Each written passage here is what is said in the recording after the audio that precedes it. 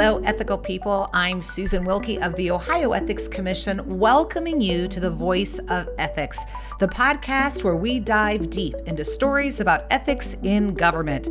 Well, sometimes ethics in government, sometimes the lack thereof.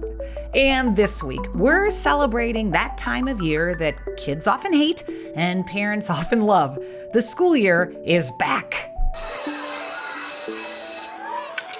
Yes, it's September, and the school year is already well underway. First, a huge shout out to all the teachers, administrators, faculty, staff, and everyone else who tirelessly and selflessly give of their time and their talent for kiddos all over the Buckeye State.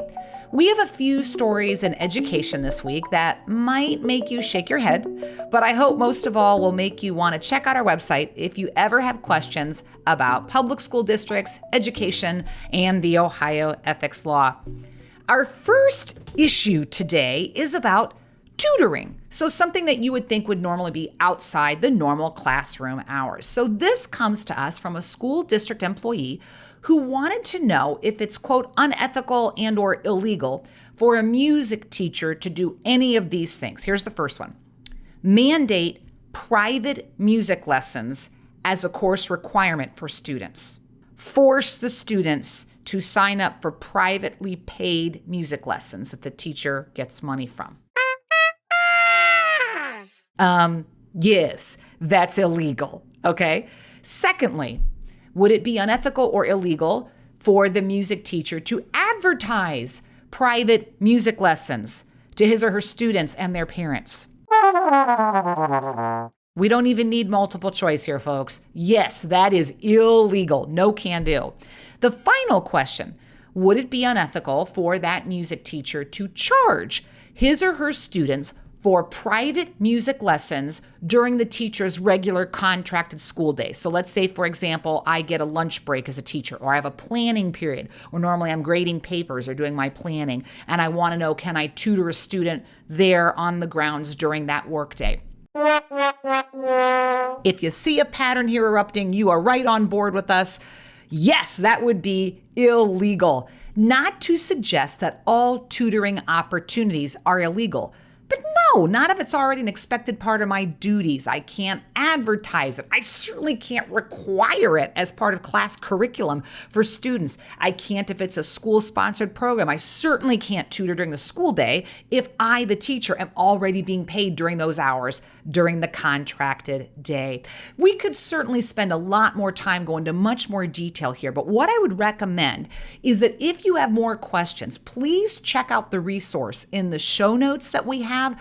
I created a resource a few years ago. I like to call it the Ethics 101 Toolkit for school districts. It kind of breaks down the ethics law specifically as it relates to public school districts. Not to say that there's always things going awry, but simply that questions could arise that are more specific to that particular public entity that may not arise as often in others. We really tried to make a resource that is helpful. Please check it out.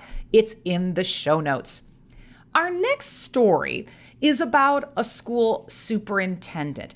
Context: it is completely normal and routine that school superintendents must submit lists of certified substitutes for every school year to the school board, right? That if we have a teacher who calls off sick or breaks an ankle or is taking care of an aging parent or a child who's ill at home, that he or she calls off, we have this list of substitutes that we can call on. I would have to, as the superintendent, submit to that to the board and say, these are the folks we're going to use. That's really normal. Here's what happened in this situation. This happened right here in Ohio, that we had a school superintendent that at least 7 school years, he submitted that list of certified substitutes to the board, and those lists all included his own daughter. In all fairness, the superintendent later acknowledged, yes, I didn't realize at the time, but this was against the law. I promise I'll never do it again. And in his defense, he wasn't the person who would actually contact substitutes when a teacher, let's say, called off sick. It's not as if he was calling his daughter first and saying, hey, before we call anybody else, do you want a chance to make some extra money today? She was simply part of the larger group of substitutes. She wasn't singled out. Her subbing wasn't disproportionate to the others. He didn't even supervise the substitutes, But at the end of the day, we've talked already in past trainings about the need, the mandate for recusal, not just signing off on the final who makes the call, but even getting that approved by the board was problematic under the ethics law. Now, those first two stories dealt solely with public school districts. You think of like elementary, middle school, high school. Next, I want to dive into the world of higher education, but we're going to go outside Ohio for this. I want to play for you a recording, a conversation I had with my colleague, counterpart, I guess you could say. Mark Wazlewski is the Ethics Enforcement Officer for the state of Connecticut's Ethics Commission. He has a pretty interesting story about someone in higher education using her public role to really, let's say, play some havoc when it comes to education. I'll give the floor now to my buddy, Mark.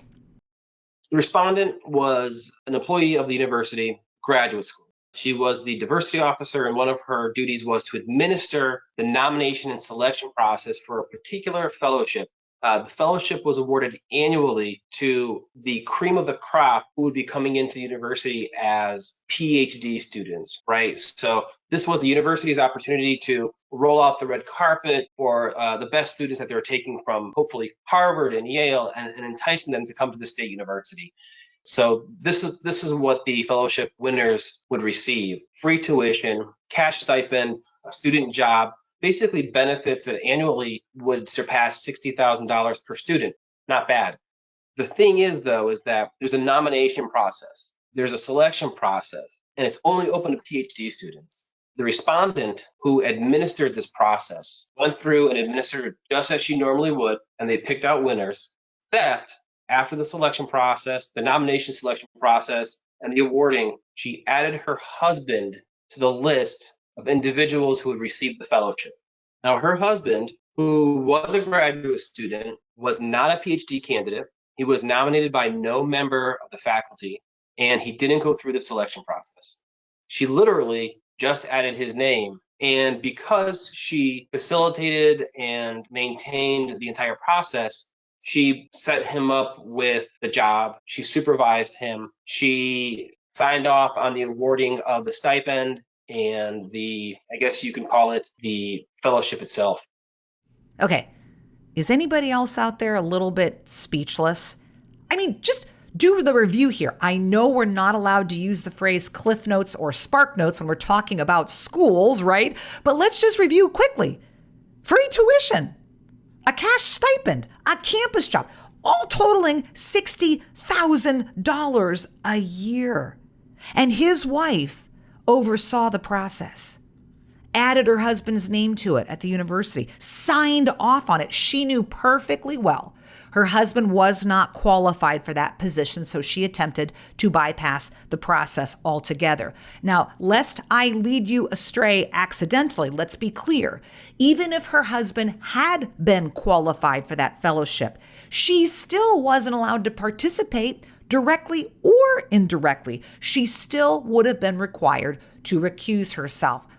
I admit, one of the first things we would have to look at if we had received a question like this in Ohio would be, can she recuse? It may seem like a moot point to say, did she recuse if she couldn't in the first place?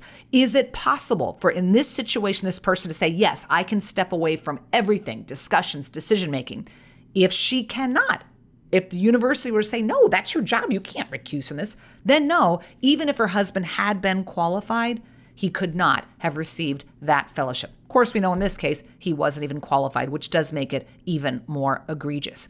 Now, I have to appeal to your visceral sensibility here. For the university or college that you attended, for the one that's in your community, the one that your kids attend, would an activity, a situation like this, increase or decrease your trust in that university's decisions, how they spend money, moving forward on projects, processes? The whole point of the ethics law is to ensure people in the public that people in government are not going to use their public positions to benefit themselves, their families, and outside business interests. So there you have it. for this week, our educational stories of how to not do things under the ethics law to kick off the school year. So whether you work in a school district, you have school-aged kids, or you're just curious how the ethics law can show up in a classroom, I hope this episode was, well, let's just say it, educational. For your homework this week, be sure to check out our show notes for more information, and be sure to join us again in 2 weeks when we will take a trip to the Big Apple for some stories about the ethics law and Broadway. Until then, I leave you with this piece of ethical school trivia. What animal doesn't deserve straight A's in school? A cheetah, of course. Take care, everybody. Be ethical. Bye-bye.